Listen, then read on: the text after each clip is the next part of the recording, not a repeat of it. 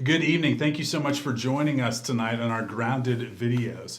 Room at the Inn is a shelter for homeless women and families in the St. Louis region. And they're one of our ministry partners that we support and work with to try and pursue the good of our community. And so I want to introduce you tonight to David Weber, who's the executive director at Room at the Inn. Thank you so much for joining us, David. Thanks for asking me. We're happy to do this. Good. We're so glad that you're here. We're so thankful for the work that you all do over there. And so first, just for anybody that doesn't know you all and what Room at the Inn does, give us just kind of a quick overview. What's the mission of Room at the Inn? What all do you all do?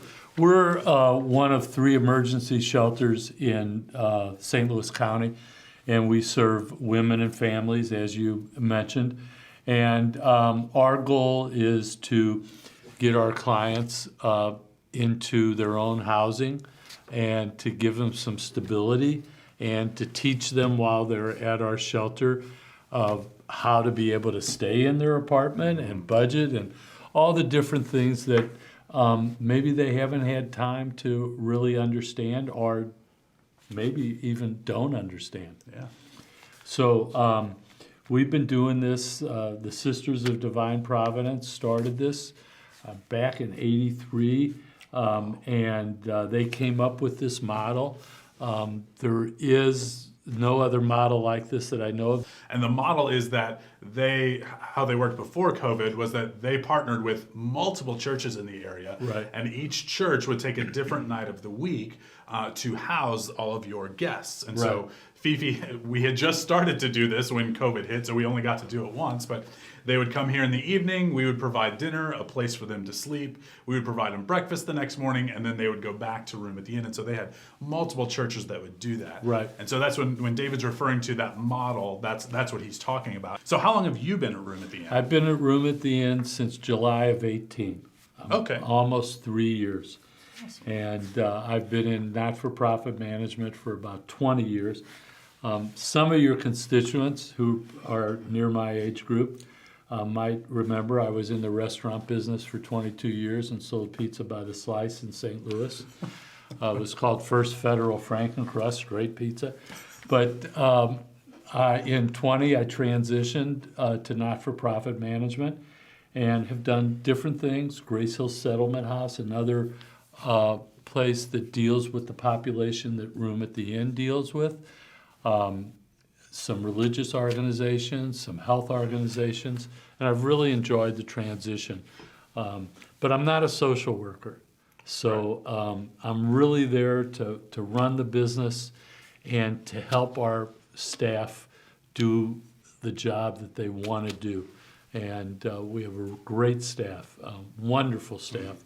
We've really come together over these last 3 years. I've always been impressed in the years that I've worked with Room at the Inn at the staff. They have genuinely caring, kind people, Yes. And I'm always impressed with them. Yes. So in your time at Room at the Inn there, what have you discovered as one of your favorite parts of the job? One of my favorite parts is, I think, looking to the future, also putting together, getting our staff to be cohesive. There was a point where I don't think our staff was cohesive. We were working in opposite directions. We're all on the same page. I mean, we had an example today as we had a professional come in to work with a volunteer who's a speech pathologist who's working with one of our children. And our volunteer coordinator unfortunately had to take care of her mother, who is not chronically ill, but ill, and she couldn't make it. But man, she sent a text. Another staff member picked up the not the burden, but the opportunity to work. And because I was a little embarrassed, here I have a volunteer coming in, and I don't know what to do because I try not to micromanage our staff. Sure. But it all worked out great, and this other staff person just stepped up to the plate, took over, and they're doing their thing right now as I'm here. That's awesome. So you've talked a lot about what you have done, but obviously COVID has thrown a wrench in everyone's plans. How has it affected Room at the Inn? Well, COVID hit. The churches were calling every other day, we're closed, we can't do this, our volunteers don't We totally understood. And luckily, some of your congregants may not know, but our building is a 14,000 square foot square. We immediately sheltered in place. And we informed the city of Bridgeton. We informed our funders that we were doing this.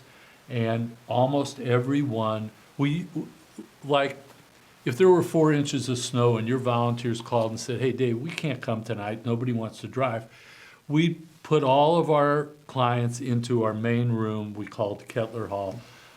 We don't do that anymore. We're fortunate enough that everybody literally has a private room. With not being able to stay at local congregations, how have the congregations and volunteers stayed connected in the past year? Well, it's been a God thing, really. I can't imagine, I did not imagine that we would get the support that we've gotten. I asked the congregations if they would be willing to provide some financial assistance on their night because we had to provide food, and which we didn't have to provide before. We had to provide a staff person, which we didn't have to pay for before. Because between 7 a.m. and 5 p.m., clients were at our place. And so the congregation just stepped up to the plate. Some of them are giving more than what we asked for.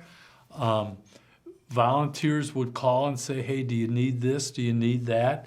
And we'd say yes. We decided we weren't taking any used clothes or anything. Sure.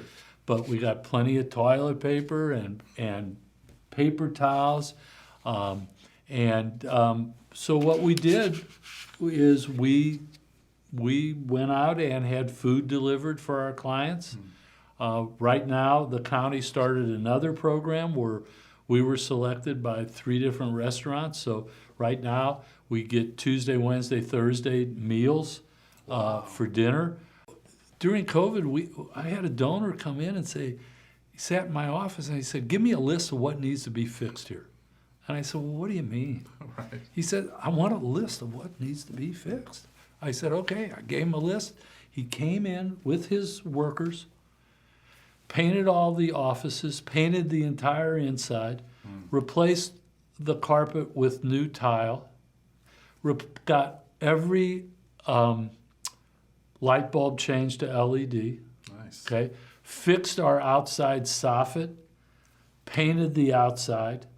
Like Thanksgiving, we had Temple Israel send over 20 individual meals for our clients for Thanksgiving. That's awesome. So those are things that I don't expect, but we get calls all the time, and it's just really wonderful. So much has changed in the last year, but one of the things that doesn't change is that you all still have needs. And so Yes. I was just curious, what are some current needs that you have at Room at the End that maybe different people could say, oh, you know what, yeah, I could plug in there. I could help out that way. Right. We could, I'll start off by saying, just like the church, we could use financial assistance. There's no question about that. Okay? And what would we do with the financial assistance? We're severely understaffed. I'd like to bring on more staff. We need a 5th air conditioner. We are replacing a 4th with a grant. We need that. I'd love to redo the playground that we have. It's really obsolete. It's got a good piece of equipment, but it's on an angle, and it doesn't drain right, and the basketball thing doesn't, and it just needs to be done. Right. Our next big fundraiser coming up, and if anybody out there wants to play, just call me, please. We have our golf tournament on August 23rd at Old Hickory Golf Club in St. Peters. It's a wonderful site. We changed to that last year. We had a great time. It's a 9 o'clock registration, 10 o'clock shotgun. Do you play golf? I don't. I don't either. Okay. And you'll be out of there by 4:30, able to get home for dinner. It worked out just wonderful. We're looking for players. We're looking for sponsors. It's on our website, Room at the Inn, roomstl.org. We've been really fortunate. We couldn't do it without the volunteers and the churches. We just wouldn't be as successful as we are. There's no question about it. I just wish I could thank each and every volunteer individually. If you want to volunteer, we got plenty to do. Just go to our website, roomstl.org. Well, David, I appreciate you taking so much time with us today. I hope I appreciate- didn't talk too much. No, you're good. You're good. And we are so thankful. You've been thanking us. Thank you for all that you do for the community, that you're making an incredible difference in the lives of these families that are in desperate need. And so we're just so appreciative of you all being willing to do that. And we're appreciative that we get to partner with you and get to have a small hand in that. And thank you all for joining us tonight. We hope that you were blessed. If you want to be a part of all the great things that are happening at Room at the Inn, as David shared, you can go to their website, roomstl.org, to find out all the information. You have a good night.